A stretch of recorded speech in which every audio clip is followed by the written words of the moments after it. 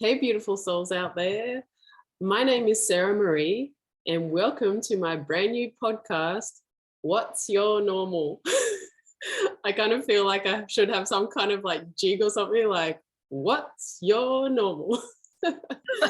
Oh, man. So I was guided to start this podcast because I feel like a lot of us out there have these amazing skills and abilities and just all around amazingness that I'd love to share with the world, because also I feel like it shows you that what society tells you is normal is potentially not your normal. So yeah, so that's basically the reason for the podcast. So I felt like I would share a little bit of my normal. So I have been on a process called the Ascension Journey since about 2012.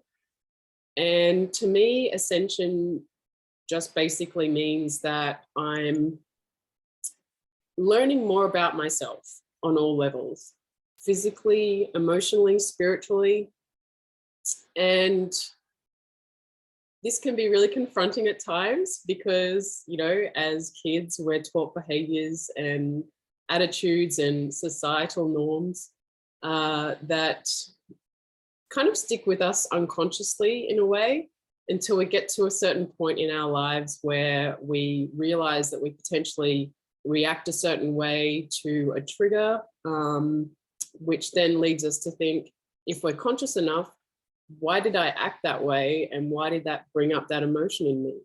So it's all about, for me, just kind of looking deep within myself and saying, does that serve my best and highest good? And if so, amazing, let's keep that one. But if not, then I'd like to clear that and replace it with something else that I would prefer to be like. So it's all about, for me, just following my highest passion and intuition in every moment, which makes me feel good. So to me, that is what being in my own energetic alignment means. So when life feels good to me, when something that I'm doing, such as making jewelry, it feels good to me. So I know that that's my truth and that's my normal. And that's relevant to my current path in this human form. So, and I did digress a little bit, I think, explaining some things. But so basically, my normal at the moment, my highest passion at the moment is creating jewelry. And I use a process called electroforming, which allows me to bring some of my passions together, such as plant medicine and also crystal medicine. And I can coat anything in copper. So I could take a leaf from the garden and put it in my process and make a pendant out of that leaf.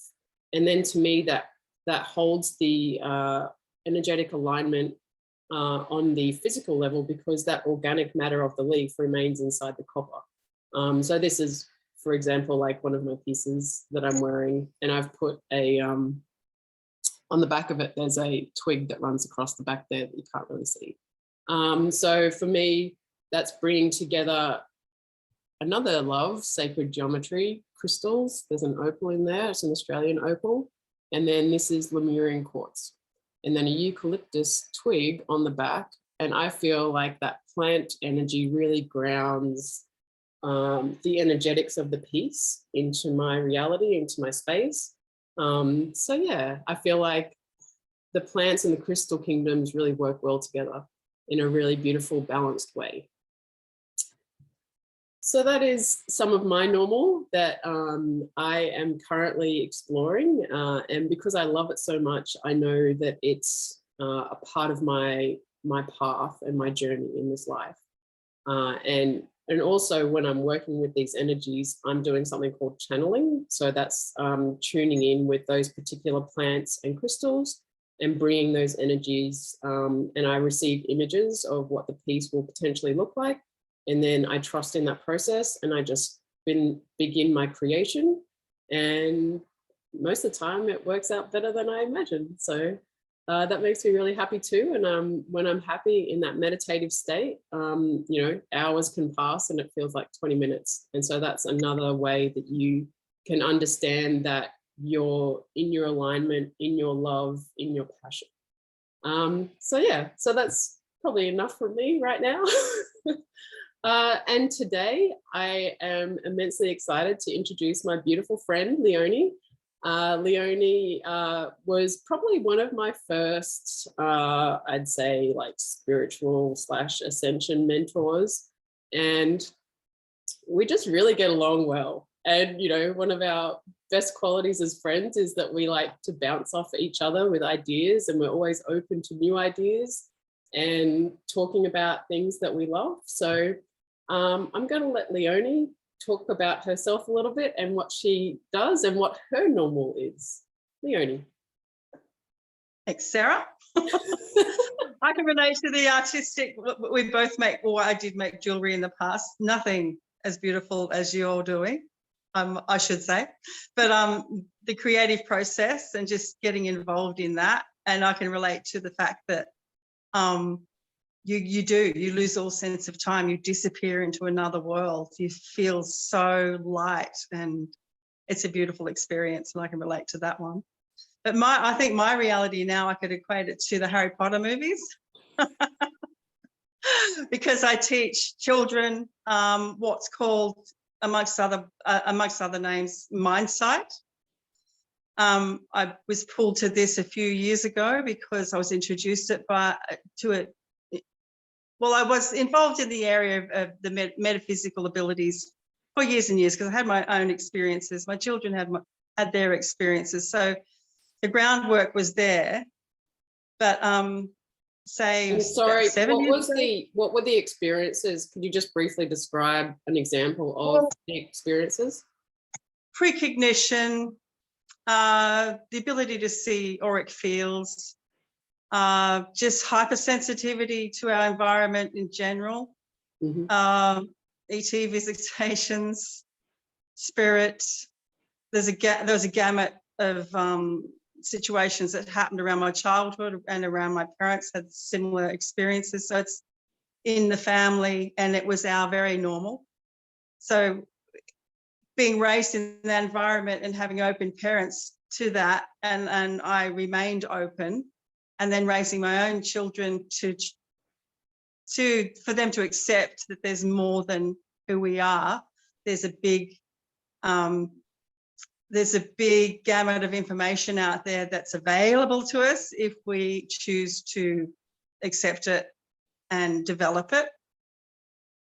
So having said that, it wasn't until I had my grandchildren and they started having lots of experiences as well, visions, precognition, contact with spirits, having ET visitations. Yeah. And some of those were a bit scary, weren't they? What we had, pardon? Sorry, some of those experiences were a bit scary for the little ones, weren't they? Yeah, like my grandson, when he was tiny, well, he's about 5, and he didn't want to go into their living area because of the floating pictures that were in the air. And they had apparitions turn up in their bedrooms and communications with different entities that sometimes did scare them. But most of the time they were reasonably comfortable with it, and they played with the idea and knew that they, on some level, they knew that they were okay, but some of it could be a little bit scary for them. But they had lots and lots of experiences that I had to really navigate them through. Yeah. Because it was very intense for a while. Anyway, having said that, so in 2000 and what's that, 7 years ago? Yeah. I was introduced by the mindsight technique by Mary Rodwell, who was holding a workshop in her area. She was bringing a woman over from Canada, teaching the mindsight technique where children can read and play and do anything blindfolded. Wow. So what that entails is you and I wanted that for my grandchildren, because it's not just about seeing blindfolded. It opens up so many other areas in the psyche. Yeah. And so I did the workshop, and then the children were activated in the workshop, my grandchildren. So I continued to train them. And I was introduced to another method called infovision. Yeah.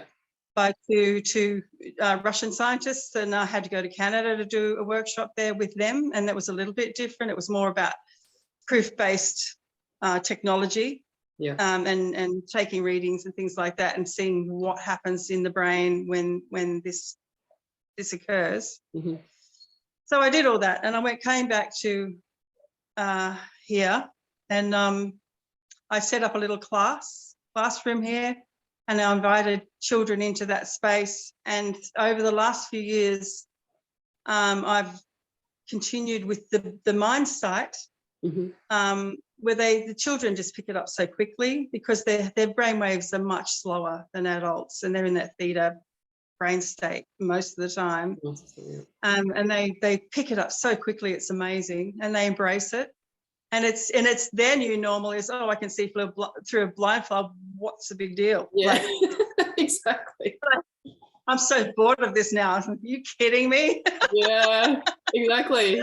Because I know, like, I know when we've tried it together, it's not quite so easy for me. Yeah. Sorry. No, it's it's not quite so easy for me, because I have, I guess, a lot of unconscious programming and stuff like that, where it says, well, if my physical eyes aren't open, how can I see anything? So I guess that for me is a big thing. That's what's hard about.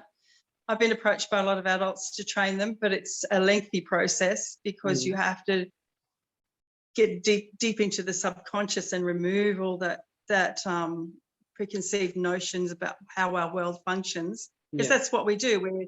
We're babies. And babies, because they've never had a blindfold slapped on their eyes when they're little, people don't know they can actually do it. So they can do it we can all do it from the moment we're born. Yes. But we lose that skill set, because we have to set ourselves up for 3D, and we have to navigate that way with our 5 senses. So they become dominant. Yeah. And we absorb information constantly when we're growing. Yeah. And most of that information comes from adults, and it comes from their, the way they see the world. So we're being programmed by people that, we mimic. Exactly. So, and then, oh, that fits there, that fits there, that fits there. Yep, got that worked out. So can you tell us can you tell us a little bit about how it looks when you do see blindfolded? Like, is there just like, does your third eye just open and you can just see out the top of your head, or? Well, it's about activating the third eye pineal gland area, and it's about going into a deep, relaxed state and just making the subconscious aware of the ability. Yeah. And then you when you start to open up, and it depends on each person, adults can open up from the sides of the mask, where they start seeing light coming in. This is with eyes closed. Light coming into these areas, and faint sort of outlines of objects will start to come in, or behind the ear. Children can open up anywhere. When Wendy was training one little boy, he opened up on his left elbow. He could read through his elbow. Because that's amazing.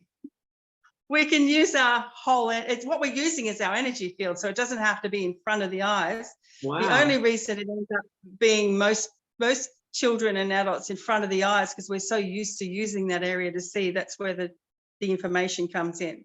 Yes. But children can read with standing on a book with their feet.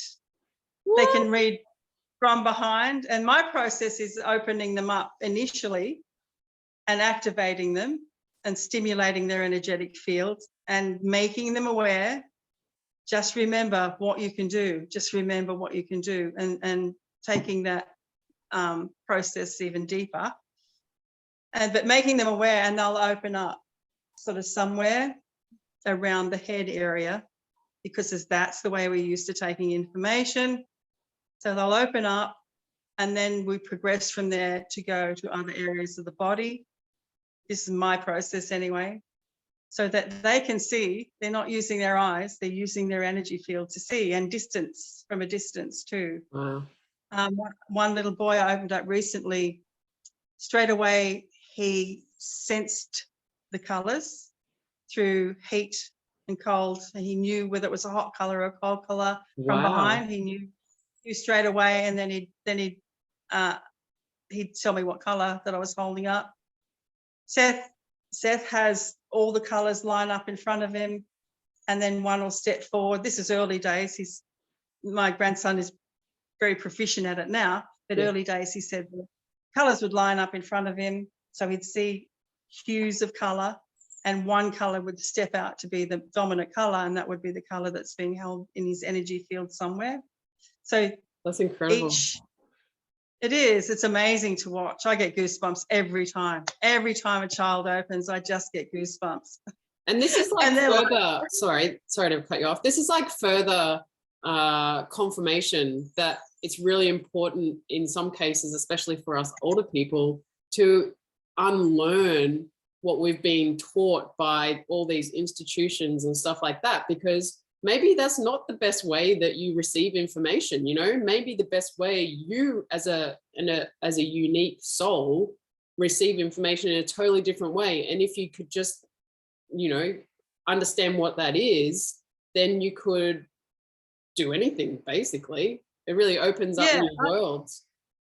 Yeah, I think if you really hone your intuitive abilities, and that's what this work's about too, really honing your intuitive abilities. So if you are pulled to do something, that's a part of your own truth and your own growth, you recognize it, more the point, and go, okay. So it's not just going to something for the sake of it. You're going, it's got a meaning behind it, because you know you're meant to go into that space and learn something that's going to add to your story. Yes. So yeah, completely. And then that's what I'm trying to instill in the children, so that they know that they're empowered, they can have input into their own existence, they don't have to be pulled along.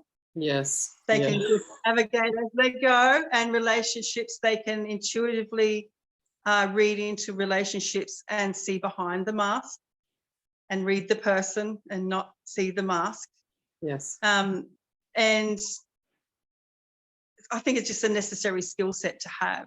And I think you and I have that going on. Yeah. And we know how valuable that is. Exactly. And how that affects our life. We have more control. And I think I love hearing about your process with the blindfold reading and seeing with the kids, because straight away, before you even start, even with the blindfold work, you're teaching them about their own energy field and how it is to open themselves up to that universal source energy, to allow that to kind of flood into their space and clear out anything that no longer serves their highest and best good. And I feel like, you know, kids are sponges. And if we can be teaching kids from such a young age those kind of skill sets, as you say, then I feel like they'll be far better equipped as they move forward in life. And they'll always remember, you know, even if they only see you a few times, they'll always remember, oh, you know, like Leonie, like she taught me this when I was a kid, and it just sticks with you, that kind of stuff. So so I hope, you know, they start being more interested in what's happening in their life, because they're growing and having new experiences and everything. But I know a lot of this stuff that we're learning is going into the subconscious, and will step forward in when it's needed. It's not like they have to be constantly in that mindset all the time.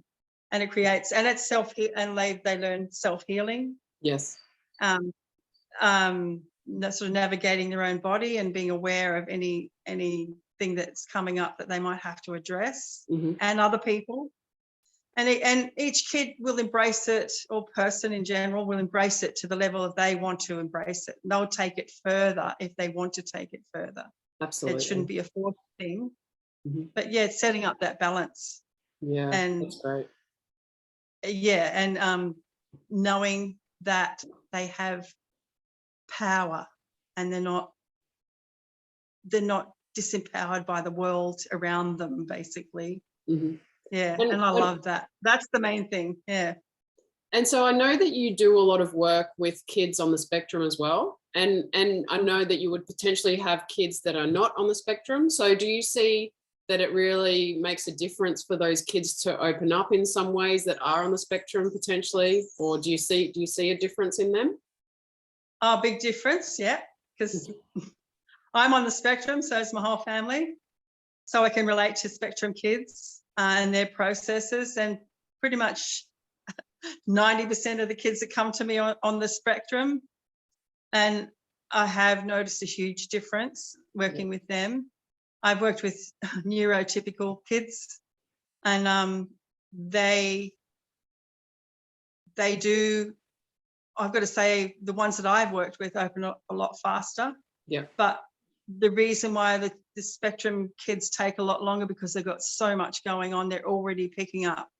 They're like, I describe them as little octopuses with so many arms sort of out there in the field, and they're picking up information from everywhere and becomes overwhelming. Yeah. So they not always, so I'm generalizing, they may take a little bit longer to center them and get them focused, because it's very hard for them to quieten their mind, very hard, because they've got so much chatter. Yeah. So that in itself, just getting them quiet in a quiet space to go within is a difficult thing. So you're usually climbing the walls, bouncing off the chairs, like, but they're, once they're in, and they're quite capable. They do the same as any other kid. Yes. And my hope is with that too, that it'll levels out the sensitivity a little bit more, so there's more control over the sensitivity, because they have a heightened sense of smells, heightened sense of hearing, and some have a more heightened sense of the visual field. Yeah. So again, bringing that into balance and trying to rein it in a little bit, so it's not overwhelming for them. Yeah. Too much to cope with. Because most of them go into shopping centres with headphones on because they can't deal with the lights, the people, the music, because the sensitivity is so extreme. Yeah. So it doesn't make them more sensitive. I think it just makes, because they become aware and they know the mechanism, they can control it a little bit better. Yeah, awesome. Yeah. So I'm a little bit conscious of time, because I don't want to have to potentially buy a Zoom subscription yet. So I kind of, would there be one particular bit of advice that you could give to someone that's having trouble accepting their own sense of normality?